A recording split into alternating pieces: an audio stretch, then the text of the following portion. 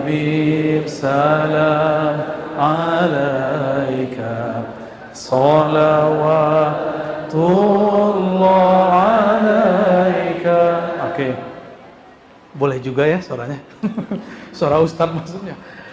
Saya mantan munsyid juga Pak Kiai, tapi bukan yang menyumbangkan lagu, penyumbang suara dalam lagu. Suaranya jadi sumbang. Antum serius amat. Dari dasar inilah, hadis inilah kemudian muncul Simtud Duror, Diaul Lame, Diba, Barzanji, dan banyak lagi, Burdah. Semuanya mengatakan, wahai Nabi, salam kepada engkau. Kami malu kepada pohon, kami malu kepada batu yang keras. Mereka bisa mengenali engkau, tapi kami tidak bisa mengenali engkau, wahai Rasulullah. Itu rahasianya kenapa ada salawat dan kita berdiri. Berdiri itu bukan kemudian seperti yang dituduhkan kita menyerupai Nasrani, tidak ada urusan. Kita sedang mentakzim kehadiran Rasul. Kalau orang mulia datang, kita berdiri. Jika yang sangat mulia datang, ya kita takzim dengan berdiri. Dalilnya hadis Sahih Bukhari, Nabi mengatakan, "Kumu li sayyidikum," ketika datang Sa'ad ibn Mu'az. Hadis Sahih Bukhari. Yang datang bukan Nabi, yang datang cuma seorang sahabi al-jalil, namanya Sa'ad bin Mu'az, qadi fi qaumih. Jadi Sa'ad bin Mu'az ini seorang qadi, dia pemimpin di kaumnya. Ketika datang disambut dengan ya Nabi, ya kumu li sayyidikum, berdirilah untuk sayyidmu. Jika Sa'ad dipanggil sayyid, fa alladhi sammahu bisayyid aula bisiyada. Yang memanggil Sa'ad sayyid adalah Sayyidina Nabi SAW. Tentu lebih utama dipanggil sayyidina. Jadi kita nyebut Sayyidina, udahlah nggak usah dengerin. Itu orang-orang nggak mengerti hadis-hadis Sahih Bukhari, Sahih Muslim. Di Sahih Bukhari Nabi mengatakan, "Ana sayyidu waladi Adam, wala fakhr. Ana sayyidun nas yaumal qiyamah wala fakhr." Aku adalah sayyid semua manusia. Bahkan kalau kita syarah, sayyidul alamin, sayyid alam semesta. Dan ini bukan karena sombong. Nabi ngomong apa adanya. Gimana? Pernah nggak Bapak Ibu, adik-adik ini lagi jalan disapa sama pohon? Kabur. Nabi lagi jalan, pohon diluk. Pengen disentuh oleh Rasulullah. Maka Sayyidina Abdullah bin Umar ingat-ingat pohon itu. Ternyata pohon itu sudah ditebang oleh ayahandanya Sayyidina Umar.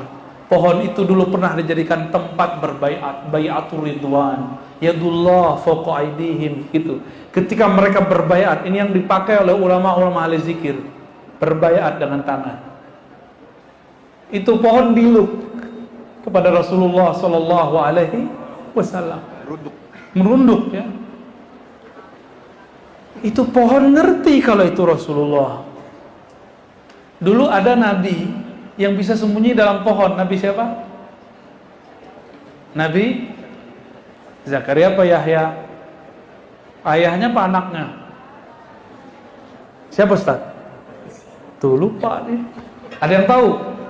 Nabi Zakaria apa Nabi Yahya? Zakaria. Yang dulu merawat Sayyidatuna Maryam, yang menyaksikan kehadiran Sayyidina Isa. Di saat itu muncul Dajjal, tapi nyamar jadi pengikut para nabi. Nyamar jadi orang beriman, tapi provokator, lain di muka, lain di belakang. Maka dia provokasilah umat supaya membunuh Nabi Zakaria. Kenapa? Karena beliau yang menanggung Sayyidatuna Maryam dan Sayyidina Isa.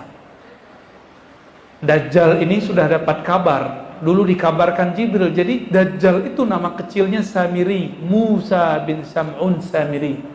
Dia sudah dapat kabar, diberikan lembaran takdir oleh Jibril, karena Jibril dulu pernah mengajarinya. Harapannya si Samiri menjadi orang baik.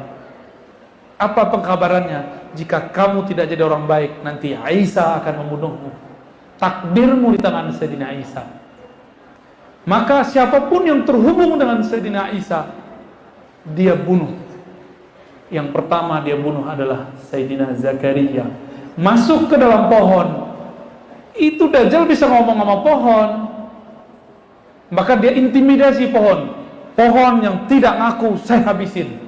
Bisa begitu Dajjal tuh, ya. Tapi tenang, dia ya. Rezim.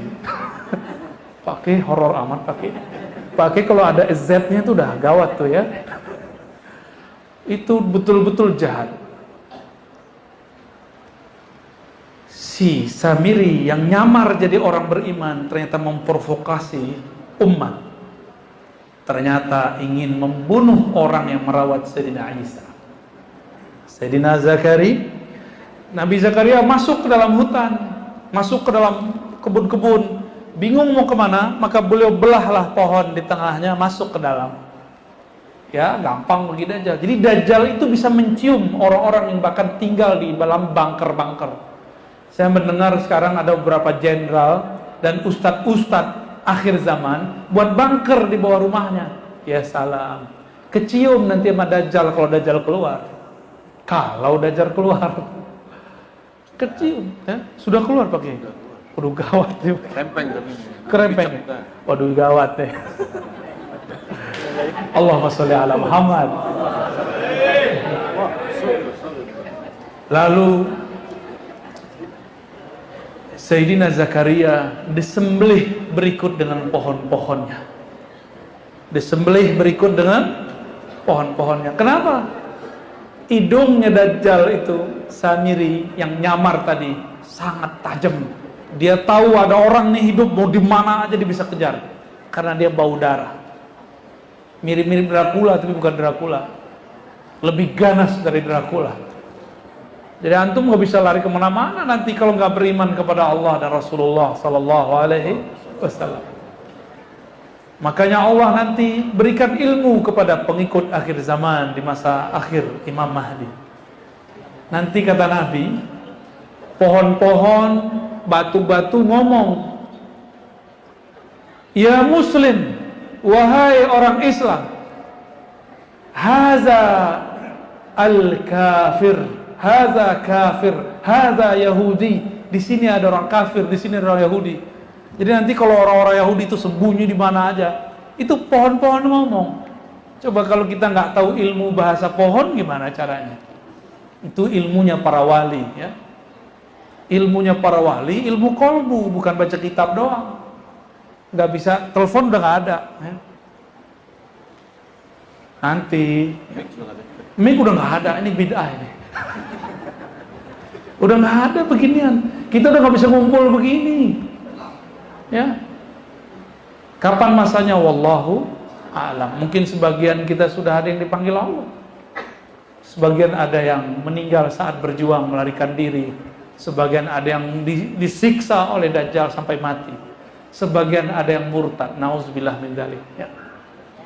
Semoga yang hadir diselamatkan oleh Allah SWT. Amin ya rabbal alamin.